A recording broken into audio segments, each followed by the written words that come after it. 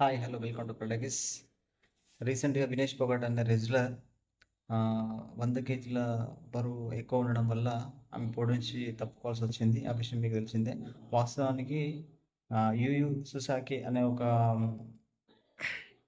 రెజ్లర్ను వాస్తవానికి ఆమె ఇంతవరకు ఏ ఒక్క మ్యాచ్లో కూడా ఓడిపోలేదట. 80 మ్యాచ్లు జరిగితే 80 మ్యాచ్లో కూడా ఆమె గెలుచుకుంటూ వచ్చింది. బట్ వినేష్ పొగాట్ చేతిలో ఆమె ఓడిపోయింది. అయితే 3 మ్యాచ్లు సిరీస్‌లో గెలిచిన వినేష్ పొగాట్ 4వ రౌండ్ వచ్చేసరికి ఇది వాస్తవానికి ఏం జరిగిందంటే అంతకుముందు రోజు పాపం ఆమె 50 కేజీల విభాగంలో పాల్గొనడం జరిగింది. సో, 50 కేజీల విభాగంలో పాల్గొన్నప్పుడు ఒక్క గ్రామ్ ఎక్కువ ఉన్నా కూడా ఆమె తీసేయడం జరుగుతుంది. అదేవిధంగా పాపం నైట్ ఆమెకు వీలైనంత వరకు హెయిర్ కత్తిరించుకుంది. నైట్ ఏం తినకుండా ఉన్నది. వాటర్ తాగకుండా ఉండడం వల్ల బరువు తగ్గుతాయి కావచ్చు అనుకున్నది. బట్ ఎలాంటి లాభం రాలేదు. తెల్లారి ఒలింపిక్స్ అథారిటీ ఆమె బరువును కొలిచినప్పుడు 100 గ్రాములు ఎక్కువ ఉన్నట్టు కనిపించడం వల్ల ఆమెను పోటీ నుంచి తప్పించుకోవడం జరిగింది. సో, ఏదేమైనా కూడా ఆమె దేశానికి చేసిన సేవ చాలా అంటే చాలా గొప్పది. సో, ఆమె దేశం తరపున ఆడింది.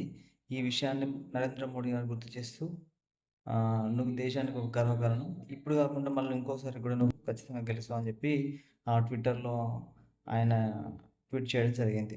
మన ఛానల్ తరపున కూడా వినేష్ పొగాట్‌కు ఆల్ ది బెస్ట్.